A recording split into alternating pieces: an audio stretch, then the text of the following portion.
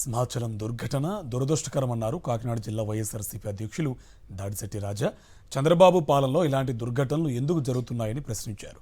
ఇటీవల నిర్మించిన గోడ కూలితే వర్షం మీద నెపనెట్టి తప్పించుకుంటున్నారని మండిపడ్డారు. తిరుపతిలో తొక్కిసలాట, గోదావరి పుష్కరాల్లో తొక్కిసలాటతో అయినా చంద్రబాబు తన అలసత్వాన్ని, నిర్లక్ష్యాన్ని గుర్తించాలన్నారు.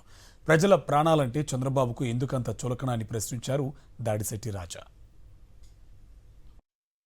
నిన్నగాక మొన్న ముఖ్యమంత్రి గారు మాట్లాడుతూ నేను బటన్లు నొక్కను, ప్రజల దగ్గరకు వచ్చి ప్రత్యక్షంగా సేవ చేస్తాను, ప్రజలను జాగ్రత్తగా చూసుకుంటాను అని చెప్పి ఆయన మాట్లాడడం జరిగింది.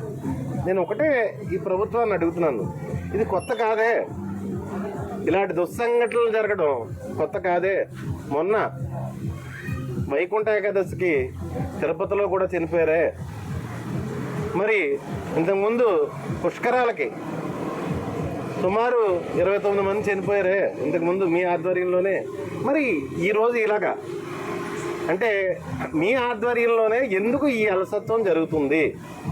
మీ పరిపాలన విధానం బాగోలేదంటారా, లేదంటే మీ పరిపాలన విధానం సరి చేసుకోవాలి అన్న తలంపు మీకు లేదంటారా?